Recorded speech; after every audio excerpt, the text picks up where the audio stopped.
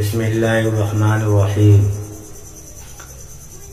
ایک دن حضرت آدم علیہ السلام نے اپنے بیٹے حضرت شیش علیہ السلام کو کہا، بیٹے تیرے اندر ایک ایسی امانت اللہ پاک نے رکھی ہے جو تیرے باغ سے بھی زیادہ قیمتی ہے۔ کیا فرمایا؟ حضرت آدم علیہ نبینا علیہ السلام نے فرمایا اپنے بیٹے شیش علیہ السلام سے کہ اے شیش، اے میرے بیٹے شیش، تیرے اندر اللہ نے ایک ایسی امانت رکھی ہے، ایک ایسی امانت رکھی ہے اللہ پاک نے رکھی ہے جو تیرے باپ سے بھی زیادہ قیمتی ہے۔ بیٹے نے کہا، ابا حضور یہ کیا فرما رہے ہیں؟ یہ کیا فرما رہے ہیں؟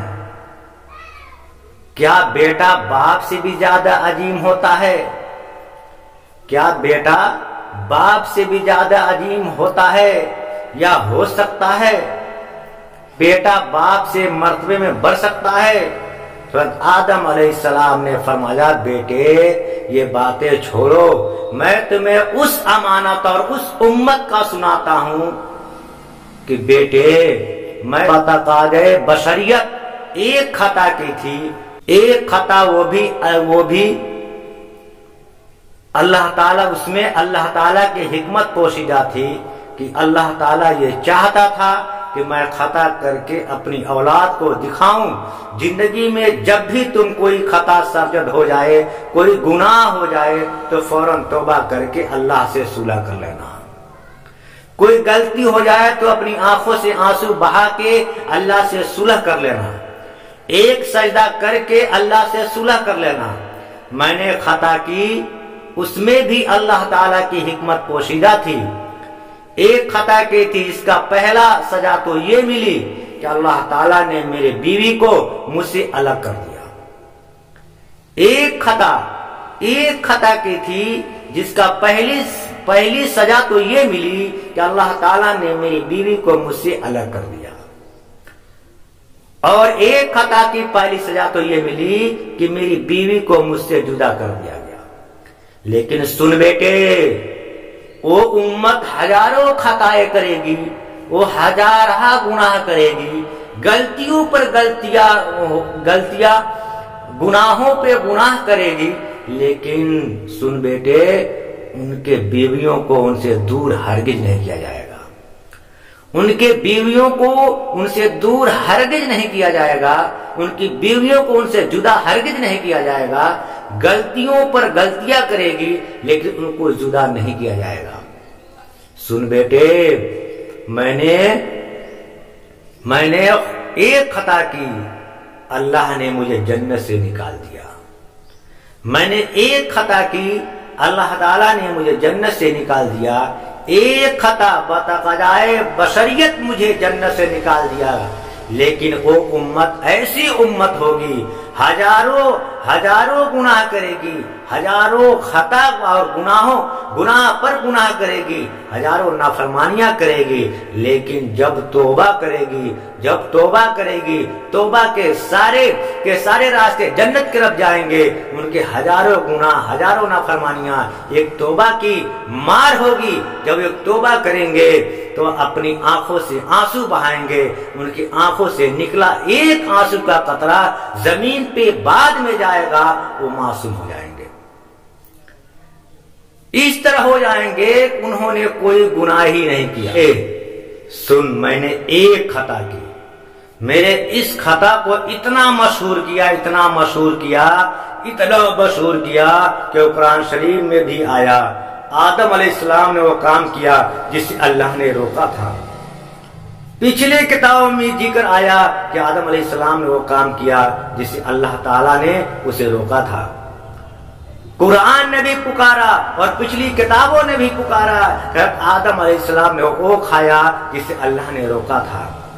لیکن سن بیٹے، وہ امت ایسی امت ہوگی کہ وہ ہزاروں گناہ کرے گی، لیکن اس کے گناہوں پر اللہ تعالیٰ پردہ ڈالتا رہے گا کہ وہ امت گناہوں پر گناہ کرتی رہے گی، اللہ تعالیٰ اس کے گناہ کو معاف کرتا رہے گا۔ اور ان کے گناہوں کو ایسا چھپا لے گا کہ سامنے بیٹھنے والا شخص بھی نہیں جانے گا یہ کون سا گناہ ہے کیا ہے، یہ کون سا گناہ کیا، سامنے بیٹھنے والا بھی نہیں جانے گا یہ کون سا گناہ کیا ہے۔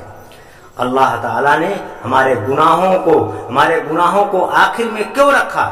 اللہ تعالیٰ نے ہماری خطاؤں اور ہمارے گناہوں کو آخر میں کیوں رکھا؟ اس میں اللہ تعالیٰ کی حکمت پوشیدہ ہے۔ سنو، اللہ تعالیٰ ہمارے گناہوں کو آخر میں رکھ کر بھی ہم پر دو بہت بڑے بڑے کرم کیے ہیں، دو بہت بڑے بڑے احسان کیے ہیں۔ آپ سوچ رہے ہوں گے کہ کون سا بڑے کام کیے ہیں اللہ تعالیٰ نے۔ پہلا احسان تو یہ کیا، پہلا کرم تو یہ کیا ہے کہ اللہ تعالیٰ نے قیامت اور اپنے دیدار کے انتظار کو تھوڑا کر دیا ہے۔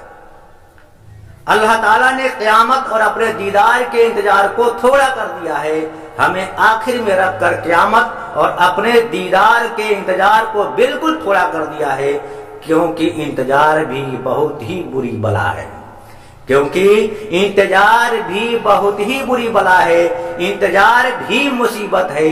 دوسرا کرم اللہ نے یہ کیا ہے کہ آنے والی قوم جو ہم سے پہلے آئی ہے ان کی کہانیاں تو اللہ نے سنائی، ان کے واقعات تو سنائے، ان کی روزمرہ زندگی تو ہمیں بتائی، ان کے ساتھ جو سلوک کیا گیا، جو عذاب میں مبتلا کیا گیا، ان کے گلے تو اللہ نے ہمیں سنائی، ان کے شکوے تو اللہ نے سنائی۔ قارون نے کیا کیا، فرعون نے کیا کیا، اللہ نے ہمیں سنایا۔ حامان نے کیا کیا، شداد نے کیا کیا، قوم لوط نے کیا کیا۔ قوم لوط کا تو اللہ تعالیٰ نے اتنا بڑا گلہ کیا کہ سب کو بتایا، پوری دنیا کو سنایا ہے۔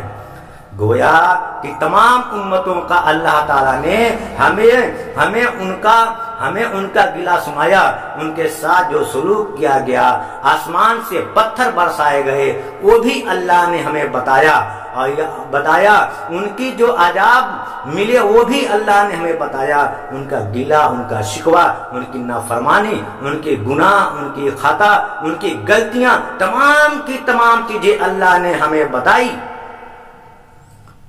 لیکن سنو، ہمارے گناہوں کی کہانی اللہ تعالیٰ کسی کو نہیں بتائے گا، ان کے گناہوں کی کہانی تو اللہ نے سنائی، لیکن ہمارے گناہوں کی جو کہانی ہے کسی کو بھی نہیں سنائے گا۔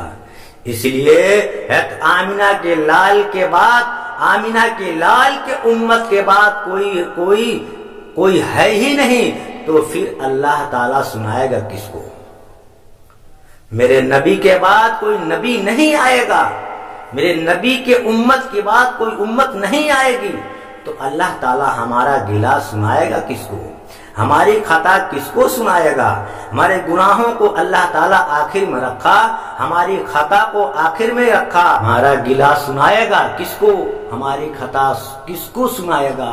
ہمارے گناہوں کو اللہ تعالیٰ آخر میں رکھا، ہماری خطاؤں کو آخر میں رکھا، یہ بھی اللہ تعالیٰ کا احسان ہے ہم پر، دو خاص کرم ہے ہم پر۔ جوانوں، تو یہ زندگی کے لمحے ہمارے تمہارے لیے غنیمت ہیں، ان لمحوں میں کچھ کر لو، ان لمحوں میں کچھ اکٹھا کر لو، ان لمحوں میں خدا کی یاد محبت کے دیے جلا لو، معلوم نہیں پھر فرصت ملے نہ ملے، معلوم نہیں یہ زندگی کے پھر لمحے ملے نہ ملے۔ میرے نبی نے فرمایا، صحابہ میں اللہ کے حبیب ہوں، فرمایا صحابہ میں اللہ کے حبیب ہوں، پھر فرمایا جو جوانی میں توبہ کرتا ہے وہ اللہ کے حبیب بن جاتا ہے، جو جوانی میں توبہ کرتا ہے اللہ کے حبیب بن جاتا ہے۔ جوانوں آؤ نا اللہ کے حبیب بن جاؤ، جوانوں آؤ نا اللہ کے حبیب بن جاؤ، آؤ نا اللہ کے دوست بن جاؤ۔ جب تم اپنی ساری زندگی مالک کے نام کر دو گے، جب تم ساری زندگی مالک کے نام کر دو گے تو ساری کائنات تمہارے نام کر دے گا۔ میرے نبی نے فرمایا، رات کو تنہائیوں میں اٹھ کر قرآن پڑھا کرو اور قرآن پڑھتے وقت رویا کرو۔ فرمایا اگر رونا بھی نہ آئے تو رونے کی کوشش کر لیا کرو، رونے کی کوشش کر لیا کرو، آنسو بہا لیا کرو۔ حضرت داتا علی حجویری سے پوچھا گیا کہ حضرت اگر رونا نہ آئے تو کیا کریں؟ حضرت داتا علی حجویری سے پوچھا گیا کہ حضرت اگر رونا نہ آئے تو کیا کریں؟